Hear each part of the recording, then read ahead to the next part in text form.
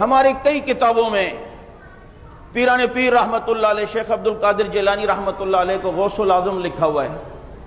ہمارے حضرت تھانوی رحمت اللہ علیہ لکھتے ہی انہیں غوث العظم تھے۔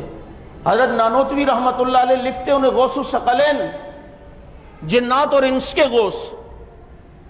تو کبھی کوئی مجھ سے سوال کرتا تھا کہ حضرت غوث کا مطلب تو فریادوں کو سننے والا، اعظم کا مطلب ہوتا ہے سب سے بڑا، تو غوث العظم کا مطلب تو ہوا سب سے بڑا فریادوں کو سننے والا۔ تو یہ لفظ کہنا شرک نہیں ہے؟ سب سے بڑا فریادوں کو سننے والا تو اللہ ہے۔ تو میں انہیں سوال کے جواب دے دیتے تھا، لیکن خود وہ تو مطمئن ہوتا تھا، میں اندر سے مطمئن نہیں ہوتا تھا، وہ میری نظر میں وہ چیز گزری نہیں تھی۔ تو ایک دن یہاں اسٹیل ٹاؤن کے علاقے میں کوئی جلسہ تھا، وہاں کوئی حضرت آئے ہوئے ہوں گے، اور پھر وہ اپنی تقریر میں کہیں کہہ رہے تھے کہ غوث العظم کوئی نہیں صرف اللہ، اور فلاں کوئی نہیں صرف اللہ۔ تو وہ کہا ہوگا؟ تو یہاں مولانا عبد الغفور ندیم شہید رحمت اللہ علیہ کے پاس حضرت حیدری شہید رحمت اللہ علیہ آئے تھے اس کمرے میں اوپر، تو میں بھی حضرت سے ملنے آیا ہوا۔ تو حضرت غسل کر کے نکلے تھے، کنگا کر رہے تھے حضرت حیدری شہید۔ تو کنگا کرتے ہوئے ندیم صاحب کو کہنے لگے، دیکھا کل شیخ صاحب غوث العظم کوئی نہیں صرف اللہ۔ وہ سٹائل مجھے ابھی بھی یاد ہے، زلفوں کو سنوار رہے ہیں۔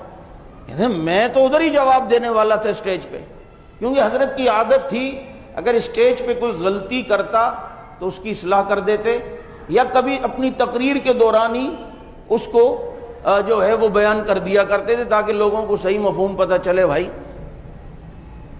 کہتے ہیں کسی وقت حضرت کی طبیعت خراب تھی اور کہا کہ میں آج بیان نہیں کروں گا، صرف دعا۔ اب حیدری شہید کہہ دیں تو اب انہیں تو زبردستی نہیں کر سکتے نا، یہ تو ہم جیسے سیدھے سادے تم لوگوں کو ملے، نہیں حضرت بس بھلے آپ ڈرپ لگائیں لیکن ادھر آ کر جو نا ٹرپ ضرور لگائیں۔ حضرت کو تو اللہ نے جمال اور جلال دونوں دیے تھے، اب کون انہیں زبردستی کرے؟ نہیں کہا نہیں کرنا۔ اب جہاں سے بیان کی آواز آ رہی تھی، حضرت جو بیٹھے ہوئے تھے جس کمرے میں تو آواز آ رہی تھی، وہاں کوئی خطیب کہہ رہا تھا کہ نبیوں کا استاد اللہ کے سوا کوئی نہیں ہوتا، نبی براہ راست اللہ کے شاگرد ہوتے ہیں۔ تو ایک دم حضرت اٹھے اور کہتے بیان کروں گا، اور گئے اور بیان میں کہا سنو بھائی، نبیوں کے استاد اللہ کے سوا کوئی نہیں ہوتے، یہ خصوصیت رسول اللہ صلی اللہ علیہ وسلم کی، یہ باقی انبیاء کے لیے ضروری نہیں ہے۔ آج بھی خطیب یہ کہتے ہیں نا، باقی انبیاء کے لیے ضروری نہیں ہے۔ کیا اسماعیل علیہ السلام نے حضرت ابراہیم سے نہیں سیکھا؟ حضرت یوسف نے حضرت داؤد علیہ السلام سے نہیں، حضرت یعقوب علیہ السلام سے نہیں سیکھا؟ حضرت سلیمان حضرت داؤد کے شاگرد نہیں تھے؟ حضرت ہارون حضرت موسیٰ کے شاگرد نہیں تھے؟ کہا یہ خصوصیت رسول اللہ صلی اللہ علیہ وسلم کی ہے، باقی انبیاء کے لیے ضروری نہیں ہے، ان کے دنیا میں بھی استاد ہو سکتے، یوں اصلاح کرتے۔ تو فرمانے لگے کہ جی وہ دیکھا کل حضرت کہہ رہے تھے غوث العظم کوئی نہیں صرف اللہ۔ تو ایک دم میرے کان کھڑے ہو گئے کہ یہ اشکال تو میرے ذہن میں بھی تھا۔ تو میں نے کہا حضرت کہ اللہ کے علاوہ غوث العظم کسی کو کہنا ٹھیک ہے، غوث کا مطلب تو فریاد رس، اعظم کا مطلب سب سے بڑا۔ تو یوں مجھے دیکھ کے کہتے ہیں سمجھنا، فرمایا صدیق اکبر کون ہے؟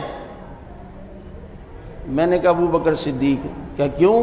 صدیق کا مطلب سب سے بڑا سچا، اور اکبر کا مطلب سب سے بڑا، تو سب سے بڑا سچا اللہ ہے یا صدیق اکبر ہے؟ مجھے کہا فاروق اعظم کون ہے؟